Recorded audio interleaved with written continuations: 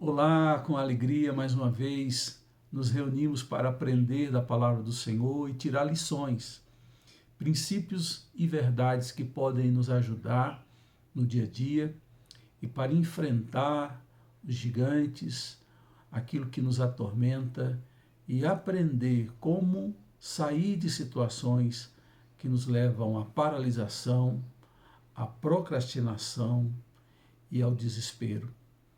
Eu quero continuar falando sobre Isaac. Ainda me detendo no capítulo 26 de Gênesis, nós somos informados que Isaac teve medo e por duas vezes no capítulo 26 Deus tem que tratar com o medo de Isaac. E eu quero hoje dizer que Deus quer também tratar com o seu medo, com o meu medo. E quem nunca, em situações adversas, em situações difíceis, em que no cenário humano parece que não tem escapatória, parece que não tem jeito. Sim, são nesses momentos que o medo aparece, são nesses momentos que nós temos que confrontar e enfrentar toda forma de medo que surge em nossos corações. E Deus, sabendo que o medo é paralisante, é acovardante, se não existe essa palavra, acabei de existir, ele traz para Isaac incentivos para vencer o medo. Quem é escravo do medo sempre cede às suas caretas, às suas investidas.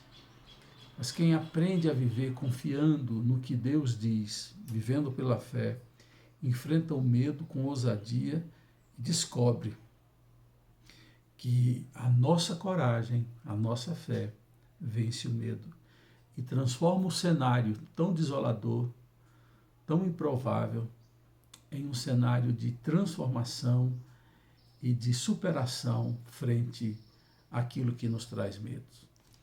Eu estava lendo aqui no capítulo 26 de Gênesis, versículo de número 7. Você lembra que eu falei que Isaac saiu da sua terra por causa de uma grande fome, uma grande seca, e ele vai para Gerar, onde Abimeleque, rei dos filisteus, reinava. Acontece que quando a gente chega aqui no versículo 7, diz assim: quando os homens do lugar lhe perguntaram sobre sua mulher, ele disse: ela é minha irmã.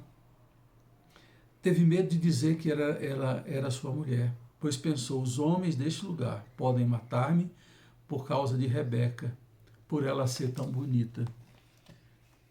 O medo gera sentimentos e atitudes. O medo, ele não vem apenas e se aporta no nosso coração e não se transforma. Ao contrário, ele gera, ele pare.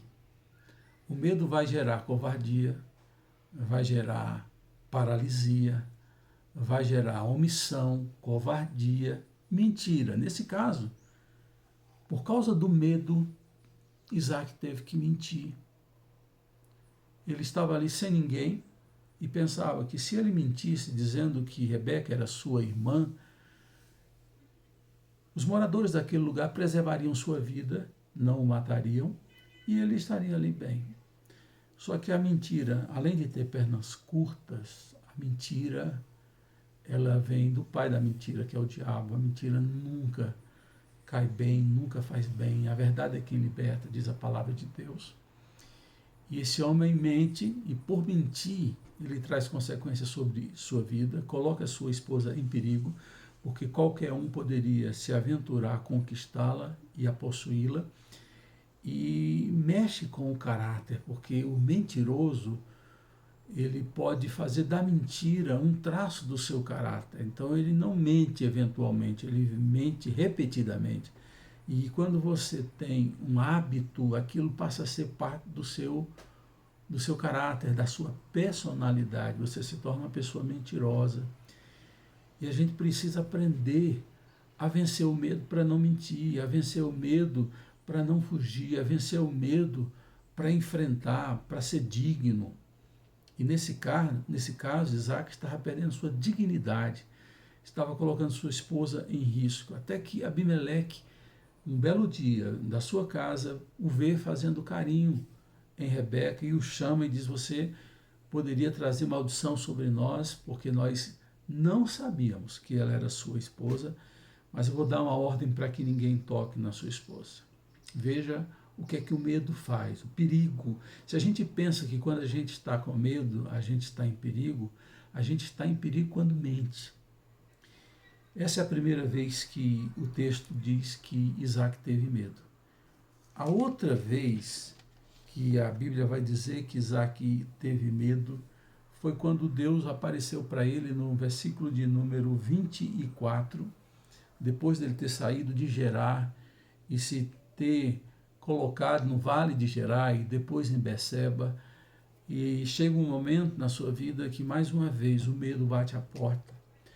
E no versículo 24 diz assim: naquela noite o Senhor lhe apareceu e disse: eu sou o Deus do seu pai Abraão, não tema, porque eu estou com você. Eu o abençoarei e multiplicarei os seus descendentes por amor do meu servo Abraão.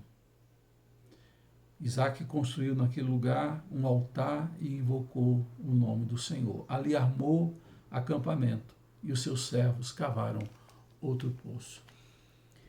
Deus se antecipa e vê o medo no coração de Isaac e diz para ele: não tenha medo, você não tem razão para ter medo, eu estou com você, eu dou uma palavra para o futuro, eu abençoarei você. E Deus, sabendo da nossa estrutura, como sabia da estrutura de Isaac, ele se aproxima de nós também. Ele tranquiliza o nosso coração para que a gente não viva dominado, sequestrado pelo medo.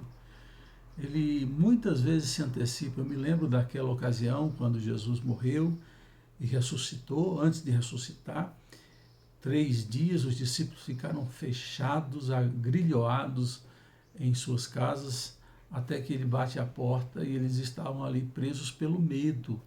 E Jesus, quando aparece, a primeira coisa que ele diz é: não tenham medo, não tenham medo. E a gente precisa ouvir a voz suave de Jesus falando ao nosso coração: não tenha medo, porque eu estou com você. E quando a gente é dominado pela fé, esperança e convicção, ao invés do medo, a gente tem uma postura nova, a gente levanta um altar, a gente é capaz de dizer: vou ficar por aqui, porque Deus está comigo. Ele não só levanta um altar para adorar a Deus, mas levanta a sua tenda e diz: eu vou habitar aqui. E ele cava um poço, a água jorra, porque quando Deus nos ajuda a vencer o nosso medo, coisas boas, maravilhosas chegam sobre nós. Ouça a voz de Jesus dizendo: não tenha medo no dia de hoje. Fique com ele, fique na paz.